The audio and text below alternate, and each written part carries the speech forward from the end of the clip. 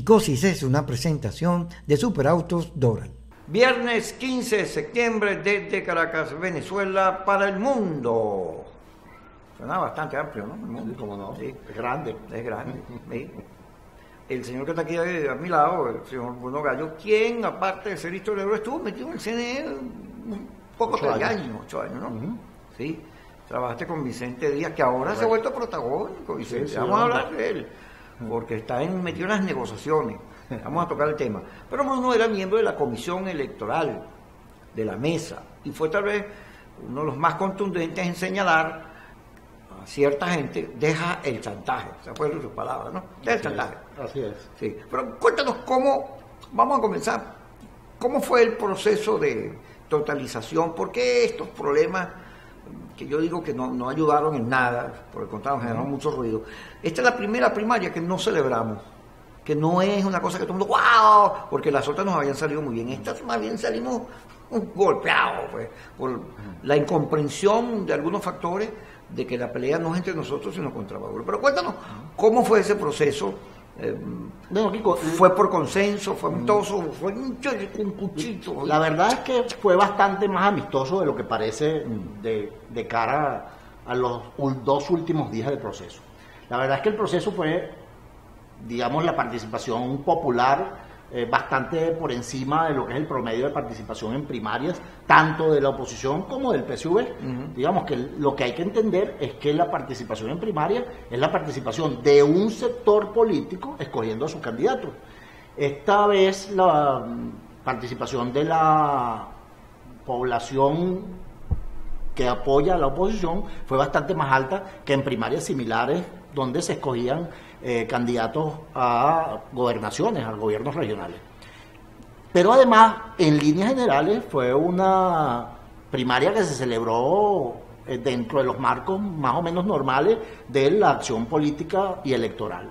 Salvo algunos incidentes aislados y de menor dimensión de lo que aparecen en los medios de comunicación, salvo esos incidentes, la verdad es que todo transcurrió con normalidad, con bastante civismo, con mucha alegría en la mayoría de los lugares, solo que algunos sectores políticos decidieron hacer un escándalo donde simplemente hubo lo que tú has visto en todas las elecciones desde que éramos estudiantes. Las elecciones estudiantiles traían consecuencias, había fricciones. ¿Qué pasó en Aragua? En Aragua, primero Justicia denuncia que hubo un hecho de violencia en los centros de Paya. Ahí hay un centro electoral donde hay 5 mesas y Primero Justicia dice que hubo una situación de mucha violencia con pistolas. Bueno, la Comisión Nacional pidió que se investigara la situación, mandó a la Comisión Regional a investigar la situación. La Comisión Regional de Aragua está conformada tal vez por los más respetables miembros de Comisión Electoral alguna, que son personas que tú conoces, Di Gianpaolo, ex constitucionalista, y Jordán Hernández, un caballero. Claro. Bueno, ellos dos eran miembros de la Comisión Regional de Aragua. Y fueron a ver qué pasó. Mandaron una comisión, evidentemente ahí hubo algún tipo de incidente de mucho menor importancia de lo que hace ver Primero Justicia, tanto que no suspendió el proceso electoral más que por unos minutos, pero además, frente a ese centro hay una instalación de policía. Y en la instalación de policía no quedó registrado ningún tipo de incidente. ¿Y entonces por qué arman esa bulla? Pero además, Kiko, o sea, tú que vienes viendo elecciones desde que estábamos en la universidad. Así, exacto. Tú sabes que lo que no consta en un acta electoral es como que no existiera, ¿no? Bueno, en las actas electorales, los testigos de Primero Justicia no colocaron nada. Entonces por esa bulla. Exacto, no lo sé. O sea, yo lo que creo es que hay una especie... Bueno, hasta esta hora no han reconocido. Bueno, yo espero que lo hagan. Ahora, ¿por qué el señor Marlo habla en nombre del candidato? ¿Qué le pasa al candidato que no habla? Yo la verdad es que si ahora escucho la voz del candidato, no la puedo reconocer porque yo no conozco la voz del candidato. Hay incluso una cuña de televisión donde el candidato no habló y ahora en este incidente el candidato no habló. Entonces, ni siquiera sabemos si él también está en desacuerdo con ¿Qué pasó en Yaracuy? En Yaracuy hay una denuncia similar. Los candidatos Gabriel Gallo... Pero esta vez contra Primero Justicia. Esta vez contra Primero Justicia. Los candidatos Gabriel Gallo y Gallo Pilieri denuncian que hubo tres centros de importantes dimensiones, donde se cerraron los centros fueron cerrados antes de tiempo. Pero además se cerraron diciendo que no había material electoral. Luego sabemos que sí había material electoral, pero... ¿Solo qué? Sí, bueno, que cerraron antes de tiempo. Antes de las 5 de la tarde ya los centros estaban cerrados. Primero Justicia dice que no es verdad. Primero Justicia dice que cerraron a tiempo y la situación... ¿Y el acta qué dice? Tampoco dice nada. Tampoco dice nada. Entonces, digamos pero lo que es igual para uno no es igual para otro. Entonces sí, la Comisión Electoral aquí se comportó, bueno, siguiendo respetuosamente lo que decía el reglamento. Bueno, no puede constatarse los hechos, no quedaron registrados en acta, no pasan de ser una anécdota. Entonces tampoco se repitieron en Anzoátegui. En Yaracuy. Amazonas, la situación de Amazonas siempre es compleja, ¿no? Allí hay un acta con, digamos, irregularidades desde el punto de vista numérico. No coinciden el número de electores con la cantidad de votos que sacó cada uno de ellos.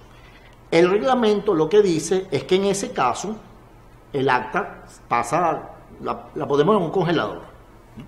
Después decidimos, tal como el reglamento nos lo permite, y eso lo decimos antes del día de los escrutinios, que las actas, para que las elimináramos, tenían que tener un margen de error por encima del 2%.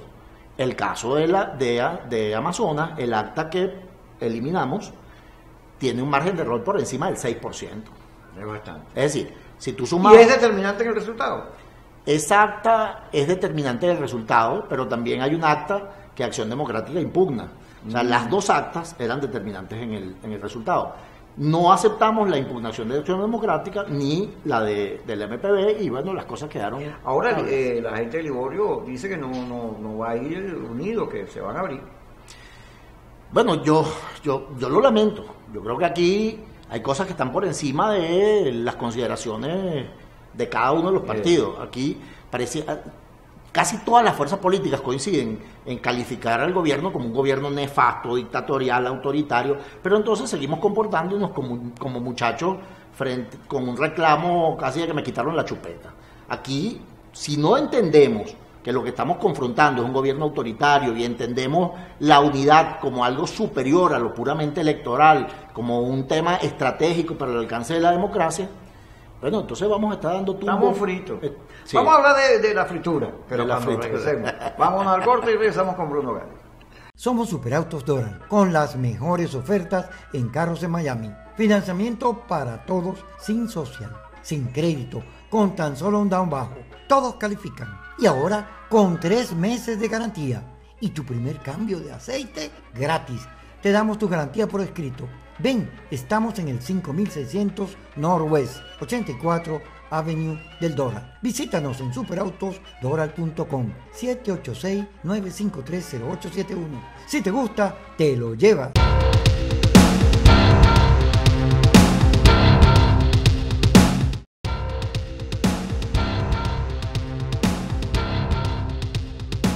Seguimos con Bruno Gallo. Saluda a Carla Angola y a Carlos Acosta. Ahí, allá en nuestro... Este programa sale en Miami, como ustedes lo han oído las veces que lo hemos señalado, en el Venezolano TV, que sale en Comcast, en el canal 81, y es dentro del programa Aló, Buenas Noches, que Carla y Carlos hacen. De manera que siempre hay que saludarlos, porque además los queremos. Y luego, tú ves el programa de Carla y de Carlos, y crees que está en Venezuela, porque manejan información, entrevistan gente. ¿Cómo no? Esas son las ventajas del mundo globalizado. Así es. Vamos a meternos con las frituras. Ajá. ¿Ves? La fritura. Yo soy de los que cree que este proceso de primarias no nos ayudó, que todos los demás nos ayudaron, pero este no. Yo voy a explicarte por qué. Primero, en el anterior proceso de primarias para la Asamblea Nacional, en Carabobo le pasamos una guillotina a Proyecto Venezuela. Ahora lo pasamos a nuevo tiempo en el Zulia. La gente dirá, bueno, pero hace falta renovarlo del liderazgo, que se cuente todo el mundo. Digo, sí, pero resulta que nosotros estamos peleando con el gobierno y se supone que la unidad es para que todo el mundo crezca, para que todo el mundo, para que florezcan, pues, los partidos y la política y todo el mundo salga beneficiado. No, para que las primarias sean una caimanera, para ver quién degolla al otro, quién le quita la cabeza, para eso no es. Sí. Pero cuando tú revisas la unidad, no solo ahorita, sino de hace rato para acá, hay una permanente descalificación del que piensa distinto. Traidor, vendido, Henry Falzón, Rosales es un traidor, este es un héroe, aquel hizo tal cosa. Lilian Tintori, que digamos que, caramba, hace nuestros símbolos, por cualquier cosa van y le dan duro, porque recibió a los hermanos Rodríguez cuando le trajeron a Leopoldo, o ahora en el caso de La Plata, bueno, de todo le han dicho. Entonces, la unidad es como frágil, porque hay gente que no le cree, estamos unidos, pero porque no queda más remedio, no hay respeto dentro de ella. Y esto, que la unidad quedó bastante lesionada en este proceso, no solo por toda esta golpiza, sino también por la pretensión hegemónica de Primera Justicia. Bueno, ¿qué es esto, chicos? Eso es el PSUV que habla de hegemonía, nosotros no somos así, somos plurales.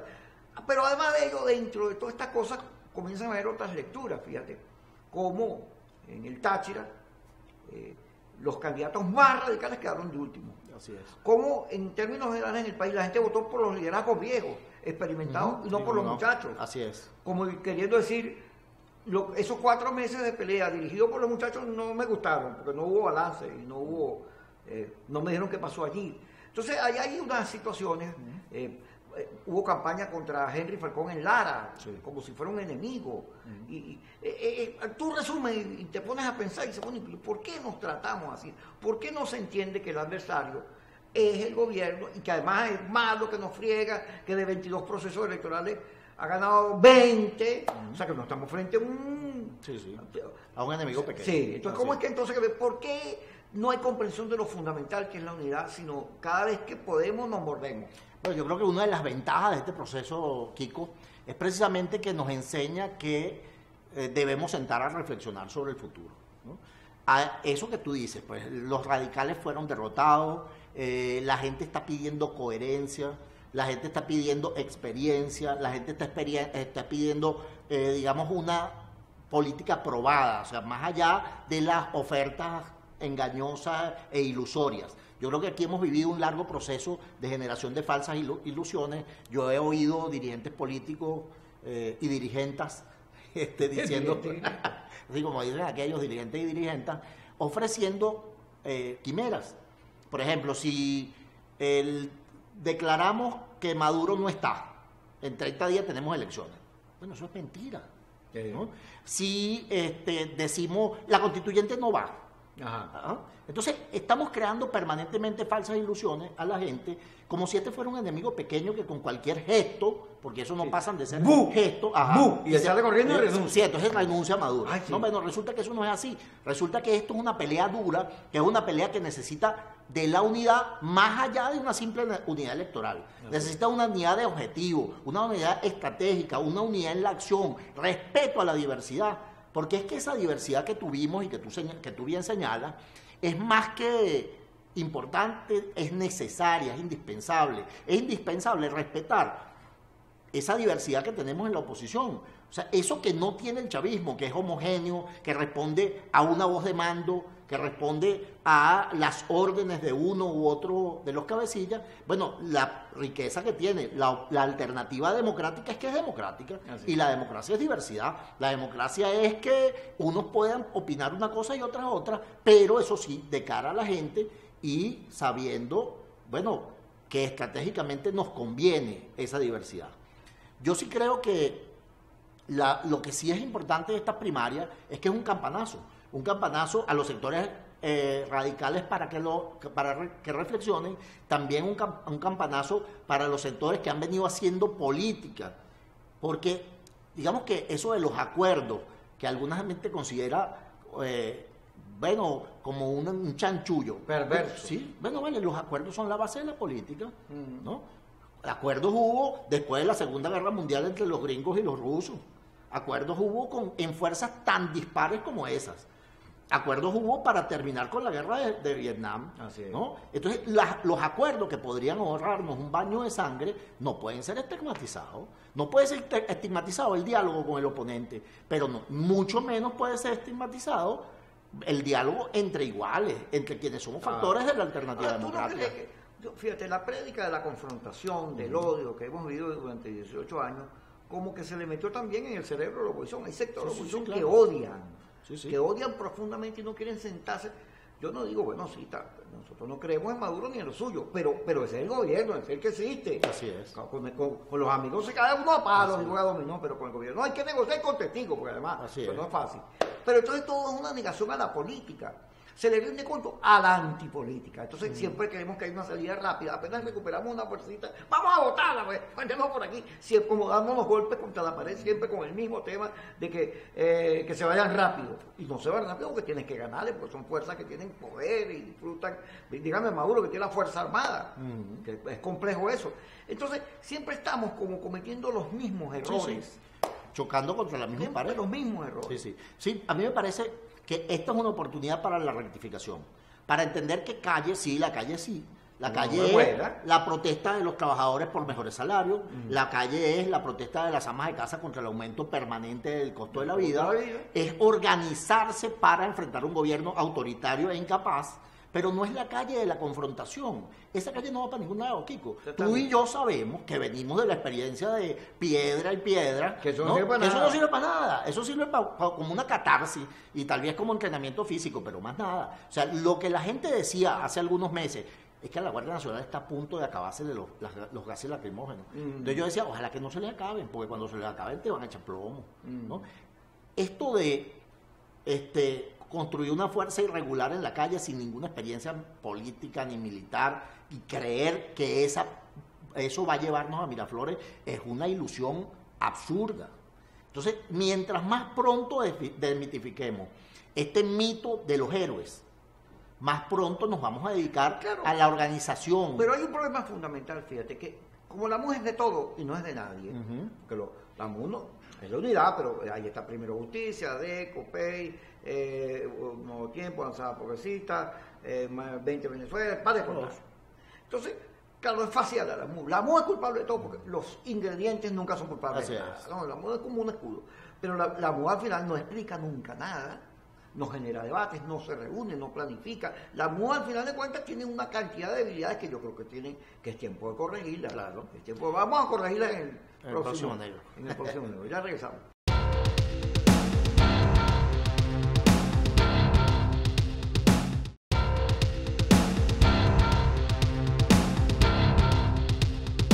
Seguimos con Bruno Gallo, quien está en la Comisión Electoral de la MUD, y nos contó ya, bueno, cómo fueron los episodios. Pero fíjate, vamos a hablar de la política. Aquí se le está rindiendo culto desde hace rato a la antipolítica, a la desorganización, a la falta de concepciones estratégicas, a esa cosa de todo o nada, que es lo peor que se puede hacer en política. Todo o nada. Eso, el que dice todo o nada siempre va a perder. Aquí se le rinde culto unas cosas que, caramba, que con solo sentarse a explicar no se da cuenta que no. Esa reacción supranegativa y casi de piel contra el diálogo, contra todo lo que significa. Eso de calificar a los que son moderados de traidores, de cooperantes, pero además, fíjate que ayer Anonymous Patria, que es un laboratorio del gobierno, publica una foto de Rosales y Borges, donde están asomaditos, y le ponen, están pidiendo cacao. Entonces, Marianela Salazar, que es de oposición, la reproduce, igualita, la misma foto, para caerle encima a los dirigentes que estaban allí. Y todo el mundo se agarra y empiezan a pegarle a Rosales y a Borges. Además una foto falsa, porque atrás se veía el chiquitico Luis Aquiles Moreno que estaba en Venezuela. Así es, se ve que era vieja. Era vieja, claro. Entonces, pero le caemos, o sea, nos pegamos en la golpiza y Manuel Rosales es un traidor. Yo creo que dificulto que alguien tenga peor imagen que Manuel Rosales ahorita. ¿Y por qué? Un hombre que venía de estar exilado, preso, caramba, y en unas condiciones que tú dices, bueno... Pero además, un hombre que protagonizó el retorno al mundo electoral, a la democracia, a la Pero no solo eso, a Henry Falcón le decimos falsón, y resulta que Avanzada Progresista es uno de los partidos que sale mejor en este proceso electoral. Sí, consolidado con sus alianzas. Así es. Entonces, y siempre estamos hablando de que hay que sustituir a la MUD, dígame, hay gente como Patricia Poleo que no hay nadie bueno, todos son malos, todos son corruptos, ella es la única buena. Entonces, tenemos una cultura muy fea contra nosotros mismos, pero además que así no se gana. Así es. Fíjate, hoy dice Capriles que ha vetado hasta ahora todos los procesos de diálogo. Cada vez que hay un acuerdo, Capriles lo veta, porque él cree que ahí gana en el escenario ese radical que no quiere ni hablarle a nadie, pues ni a sí mismo, pues él cree que gana. Hoy dice esto, vamos a escucharlo para evaluar si es verdad que vamos a poder avanzar y entendemos que hoy las circunstancias son favorables a la oposición, porque Maduro se quiere quitar las medidas económicas de encima, la de los gringos, la de la Unión Europea. Claro. Vamos a verlo. Yo creo, como siempre lo he dicho, hay un problema de manejo informativo comunicacional. O sea, ¿qué les puedo yo decir? Yo lo que les puedo pedir a ustedes es excusa, porque yo formo parte de la oposición. No hay una claridad en las comunicaciones, en la información, y eso genera, obviamente, la desinformación, contribuye al rumor, a la intriga, al gobierno también promoviendo para que esto signifique una fractura, de que hay gente que está negociando bajo cuerda. Bueno, mire, la política es sucia, yo estoy consciente de eso. Ese Capriles hablando sobre lo de Dominicana.